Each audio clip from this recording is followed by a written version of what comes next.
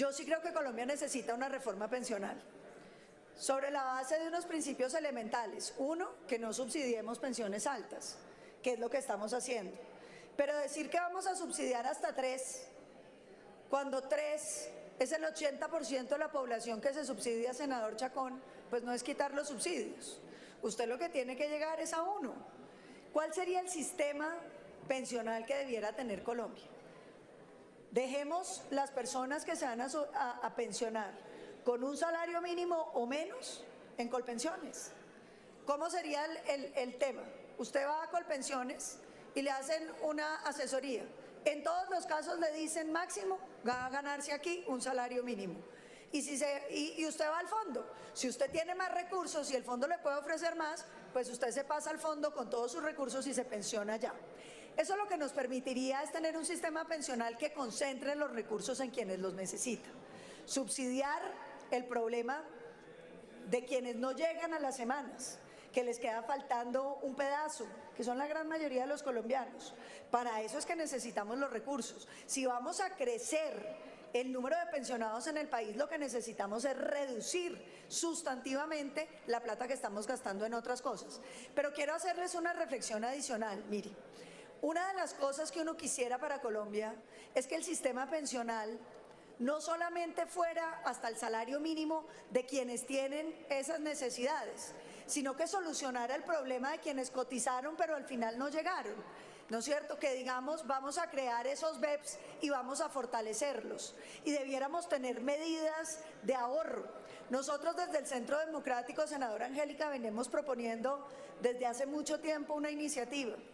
Cuando nace una persona en condiciones de pobreza, si el Estado colombiano destinara a invertir $1 millón, que no es que se le entregue a la familia donde nació, sino que usted lo invierte con criterios técnicos de inversión, usted podría garantizarle a esa persona una renta de un salario mínimo en su vejez.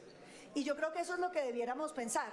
Yo quiero darles algunas cifras de lo que me parece que no podemos dejar que nos pase en el país, porque yo creo que cuando uno habla del debate sobre por qué tenemos que tener el umbral de 3 salarios mínimos, todos tendríamos que estar de acuerdo en que debiera ser uno solo. La única razón por la que hay un empeño en que se haga sobre 3 salarios es porque le va a generar caja al gobierno. Yo les contaba ayer, son 4.2 billones el año entrante y 5.2 billones el siguiente año. Y en total, en los primeros 70 años estaríamos hablando de 256 billones de pesos que se ahorran los gobiernos de Colombia y que van a pagar cosas con el ahorro pensional de los colombianos. Una deuda de 256 billones de pesos que van a tener que pagar las futuras generaciones de colombianos. Entonces yo sí quisiera hacerles algunas reflexiones sobre estos temas que me parece que serían relevantes. El primero, pongámonos de acuerdo en que esta reforma pensional no le dé renta ni a este ni a ningún gobierno, que todo lo contrario, la necesidad de ahorro del gobierno y de este y de todos los gobiernos aumente para que podamos garantizar, primero, que reducimos una bomba pensional. ¿Saben cuánto debemos hoy en bomba pensional? 100% del PIB, y con esta reforma vamos a quedar debiendo el 180%. Lo segundo, garanticemos que los aportes del Estado no se van a volver plata de bolsillo de los gobiernos, ni que Colpensiones los va a coger para contratar call centers y nombrar más personas en esos call centers. No, tenemos que tener una entidad con gobierno corporativo sólido que nos permita entregarle los recursos y que tenga principios de inversión. Un tercer elemento que yo creo que es absolutamente necesario, mire, que podamos decir que los recursos pensionales son privados. ¿Y sabe por qué es eso fundamental, senador Gallo? Porque si los recursos pensionales no son privados, el Estado no tiene que reconocerle los rendimientos de la plata. Yo les quiero explicar una cosa que es importante y que la senadora Norma se la ha oído explicar muchas veces. El gobierno necesita plata y anda pidiendo plata, entre otras cosas para pagar las pensiones. Entonces, ¿qué es lo que hace, senador De Luque? toma crédito, la mayoría con los fondos de pensiones. Si ustedes miran la gran mayoría de la inversión que tienen los fondos de pensiones, pues son TES de la nación. Entonces la reflexión que se hace el gobierno es la siguiente: ¿por qué yo tengo que pagar intereses sobre esa plata de los colombianos si me la puedo meter en el bolsillo directamente y no pagar intereses? Eso tiene dos efectos que vale la pena que pensemos. El primero, que las cuentas de la nación en torno al endeudamiento dejan de ser claras, porque lo que usted debe en pensiones, en cifras actuariales, no lo termina nunca mostrándolo. Y entonces, Diego, entonces lo que necesitaríamos saber, esto nos da claridad sobre cuánto se debe. Pero lo segundo, porque el valor de dinero sí se le tiene que reconocer a los colombianos. El ahorro pensional no son fondos públicos, se lo sacan a usted de su sueldo, de su trabajo. Y entonces nos van a decir que ahora son fondos públicos para que el Estado los pueda usar y no le tenga que pagar a usted los naturales intereses que le tendría que generar a cualquiera tomar plata prestada.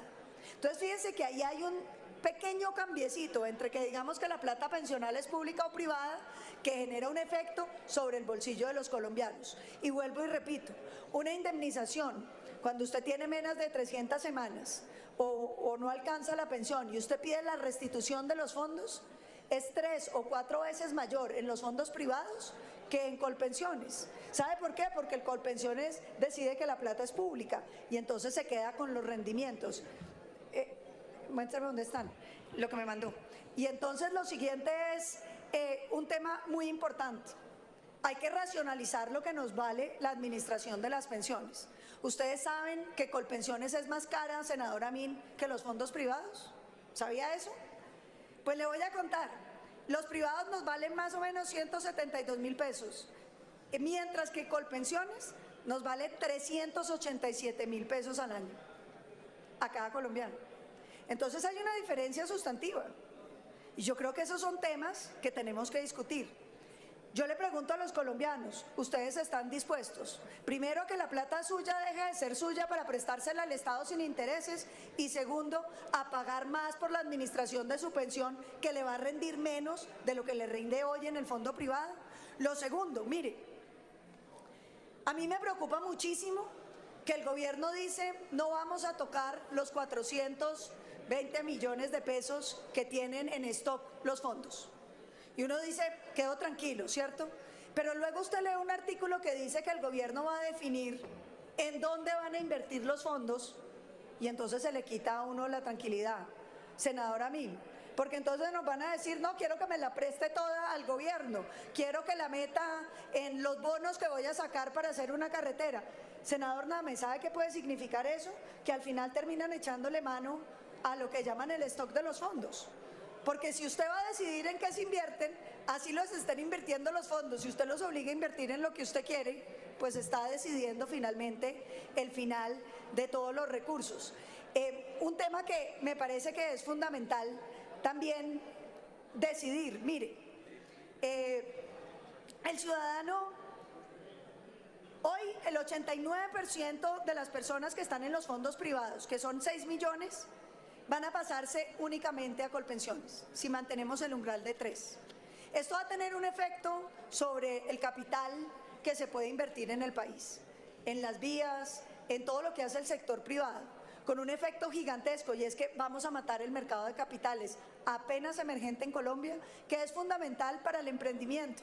Cuando uno se pregunta en Colombia por qué no hay un emprendimiento como el de Israel, nosotros no tenemos quien le preste a quien quiere invertir, porque son los fondos de capital de riesgo los que invierten. Y si usted no tiene mercado de capitales, pues no va a haber quien le preste a todos los negocios emergentes. Esa es una consecuencia bien importante, porque cuando uno se devuelve al problema fundamental de Colombia, el problema fundamental de Colombia es de empleo, y de empleo formal. Y para crear empleo formal, lo primero que necesitamos es crear empresas, senador Mauricio. Y si van a desaparecer los mercados de capitales, ¿cómo se van a crear las empresas en el país? Entonces fíjense que es una cosa que se empieza a morder la cola. Por otro lado, vale la pena mirar que en Colombia ha venido cayendo la tasa de mortalidad en un 53% según las cifras de la OCDE.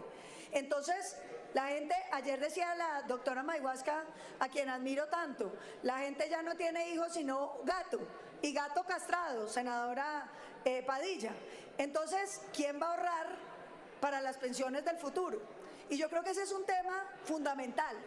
Nosotros no podemos, mire, lo digo de todo corazón, yo creo que se puede hacer una buena reforma pensional, pero nosotros no podemos hacer una reforma pensional que le diga a los colombianos más jóvenes que van a vivir en un país que es inviable y que los niños chiquitos nacen con una deuda que hace que vivan en un país donde ya se debe todo lo que vayan a producir de ahí en adelante.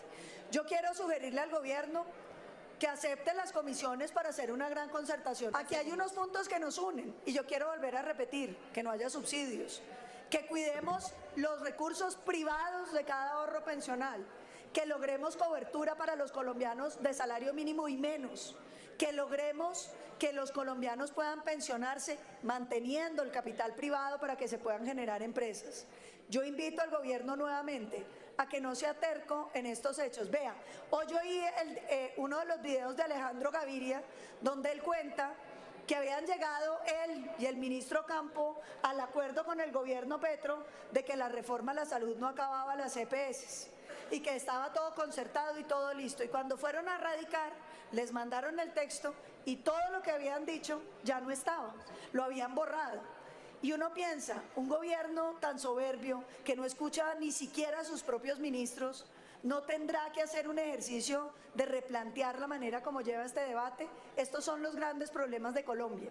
Y quien es demócrata debiera pensar que las soluciones se deben construir entre todos. Muchísimas gracias, presidente.